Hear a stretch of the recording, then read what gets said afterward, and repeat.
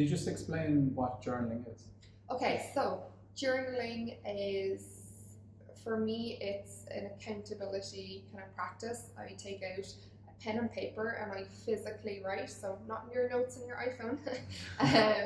And what I would do every morning is I begin my journal practice with incorporating 3 things that I'm grateful for in my life in that moment. So that could be, I woke up, I'm alive, I have another day to live and express who I am. It could be I'm really grateful that the sun is shining. It could be I'm really grateful that I'm going on holidays tomorrow. Whatever. It's just a practice. It's an energy practice.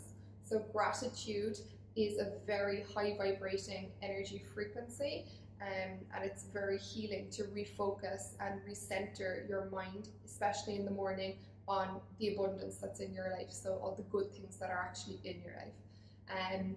The next part of the journaling then I put down is I am choosing how do I want to show up today. So a lot of my choices energetically is I want to be calm, focused and alert. But you can choose anything you want to be. You can choose excited for the day ahead, whatever. So you're setting an intention before your day begins and you're choosing to live into that then for the rest of the day. I do a little part as well around, I call it self-authoring. So I might say, Cliona, you are a great mother to your daughter and you inspire her daily. So I'm reaffirming to myself who it is I want to be in the now. Yeah.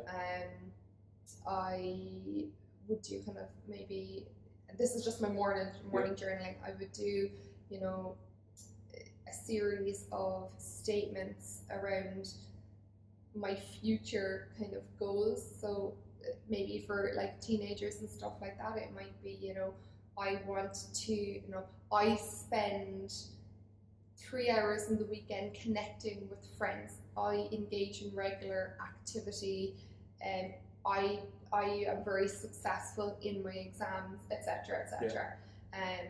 And this is just, again, expressing and getting out onto paper a future version of yourself in the now. It's a really, really powerful thing to do. And then I do a little thing called a brain dump. This is incredible. So your brain is not designed to store information. It's a processing machine. So especially with the likes of, any mental health challenges, and everybody has mental health, by the way. We experience highs and lows in it. And the brain dump is around getting out what's going on in your head down onto paper. So it could be ideas, it could be concerns, it could be challenges or worries. But once it's out of your head, you're clearing up space then to, fill it up with the good stuff you want to put in. Yeah. At night then, so that's setting your day up. At night I do some in the middle of the day, but we'll just say morning and night again. So at night I do a reflection. How did my day go? What were the really great elements in my day? What did I enjoy? Were there any challenges? What arose for me that maybe I don't prefer? And just that really starts to give you a lot of clarity around what I spoke about earlier. What are the things in your day or in your life, or what are the experiences, or who are the people that fill you up and fill your energy reserves up, and what are the things that drain your energy?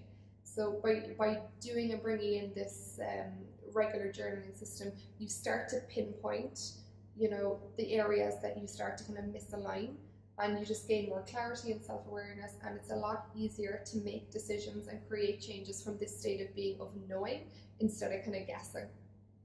That was brilliant. Thank you. No, that's incredible. Thanks. No, so obviously doing the journaling has been huge for you. Where you talk as if you're really passionate about it. I do, it's really cool. And it's worked. But like the way I kind of envision stuff like that is, imagine if they had, like, especially when you're saying the brain dump, that you need to let stuff out. Especially stuff could be past trauma and like that, speaking to people. And the way I kind of envision that is, like, imagine you had your school bag on your back and you put some books in it, and then every day you're adding another book and another book, and just think of the days out when you went to school and your bag is full of books and you're just literally dragging yourself trying to carry it. Absolutely. And it's just keep going. It's just getting heavier and heavier, and it's constantly dragging you back. So by just literally taking them back out again, you're just freeing yourself up and allowing more clarity in your mind again. So, yeah, that's your brain dot. That's lightening, you know. Lightening your load so that you're free to take in more good things that are going to be more uplifting for you. Absolutely. But no, that was really good. So no, that was brilliant with the journaling. So that's something, guys, you should definitely try anyway. Absolutely. So I suppose that's kind of some of your daily habits. What other daily habits do you have? Because I know you've been on a huge transformation journey yourself.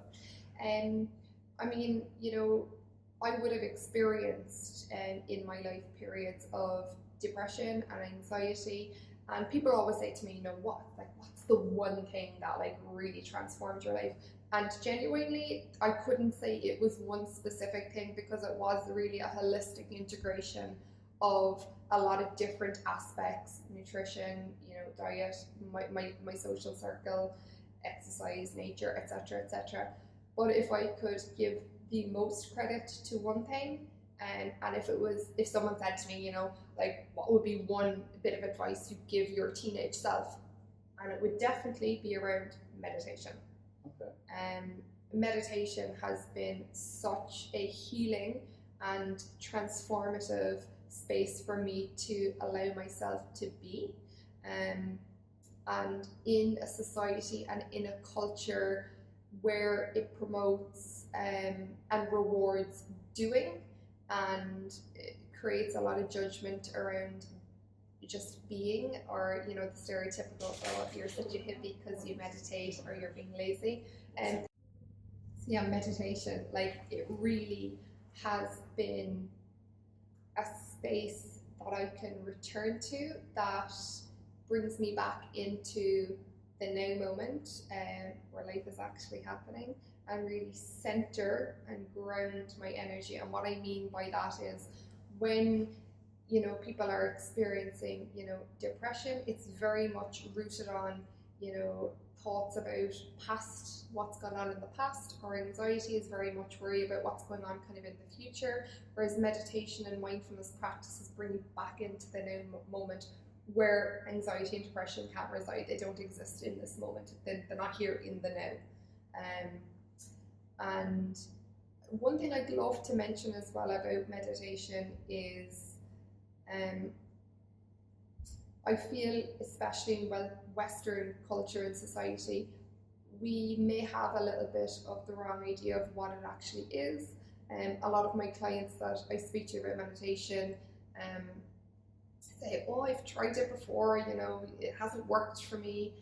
Meditation and mindfulness are practices. It's called meditation practice, mindful practice. It's kind of like, you know, if you decided tomorrow you wanted to start playing soccer, or you wanted to take up, you know, gymnastics or horse riding. After one go, you're not going to be excellent at it, you know. So that's the exact same with meditation. It is a practice, and it is one where the objective isn't to have no thought. It is to create a space of awareness and centered awareness, to actually realize how frequently your mind and your thoughts come in and distract you from the now moment. So this is the place where you really begin to cultivate living life easefully and gracefully. And it isn't just about like having no thought. I often still do have moments where, you know, I'm going to sit down to meditate and I feel great. I'm going, oh, this is going to be a great session. And I sit down and all thoughts start coming in and I'm like, whoa. Or I could have a session where, you know, I'm very distracted, I'm resisting doing it, and I sit down and I'm very, very, very focused and in it straight away. So kind of like life, you never know what you're going to get, but certainly it has been the gateway of me being able to be in a more responsive position and then reacting to stuff emotionally. Yeah. That has been really the gateway to creating a different change for how I deal with challenges. Excellent. And how can people get started, or people can even try meditation? Well, I would recommend, if you are, and I really would encourage it, going to look into the journey of meditation.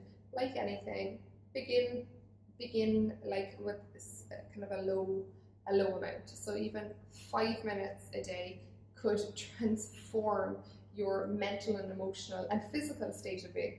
And the benefits of it on the body, like physically and from a healing perspective, are just boundless. Even look up any YouTube thing on meditation and it will like go into that direction. So I mean, there are plenty of apps that go through kind of guided meditations. The Calm app, I couldn't recommend enough. I use it myself daily. And there are ones called Headspace as well. There are loads of free meditations you can get on YouTube as well. I would recommend probably like a guided one to begin, and they really help center and refocus. And then when you feel a bit more confident, you can incorporate your own practice. So like basically the idea of it is you can kind of focus in on something. I use the breath a lot. Yeah. So a really, really good one to even begin with if you wanted to start today. I do a little one called the box breathing. And it was one that I took from one of Pat Dibley's events actually. So it's around just focusing in on your breath. So closing your eyes and crossing your legs, putting your hands in your lap, and start to become kind of aware of your breathing. Noticing the belly kind of expand, the chest expand, and breathing out. And then breathing in for the count of 4. Holding at the top for the count of 4. Breathing out for the count of 4. And holding at the bottom for the count of 4. And repeating that a few times. And what happens to you in this state is, and your thoughts may go off, which they probably will. That's fine. It's just about recentering and refocusing. So you're actually calming your whole nervous system by doing this. So the benefits are just absolutely phenomenal. Excellent. So that's another great tool that people can jump in and start straight away. Cool. So I suppose just to kind of finish off, really, have you any tips you could share for, say, teenagers coming towards the end of school?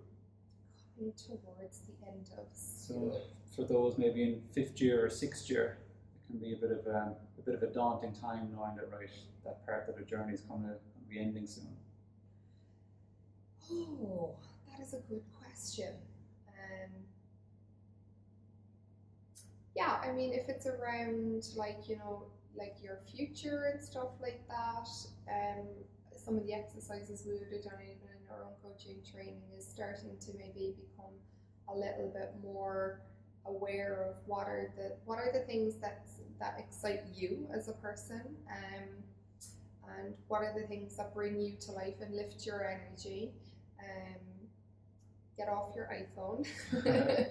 Spend more time connecting human to human and not through a screen. I really like, if that was one message that you could take away from watching this video, it would be put down the phone and connect more in one-on-one. That would be transformational in itself. Without anything else I've suggested, I guarantee you that will change the way you live your life. You're young. Enjoy your life, go out, have experiences, try things. Experiences are there to learn from. Things you try, some things you will enjoy, some things you won't. And again, I suppose become more centered about what are the things that fill you up and give you energy, and what are the things that you that drain your energy. And focus in on that, and I think if you have a strong connection and awareness to that, life won't lead you very wrong. Okay, cool. Well, thank you so much, Cliona. It's been a pleasure to have you. Thank you for all your words of wisdom and sharing some of your own journey and some of the things that you do to help you progress. And I'm gonna do a meditation for Stephen as well, to put up here, a little 10-minute kind of grounding and centering meditation, which I'd love you to click into and watch and maybe incorporate into your life. Thank you so much for having me as well, and I'm just blown away by the movement you're creating for young teens. I think this is such a great thing. So do all the stuff he says. Thank you so much. You're very welcome.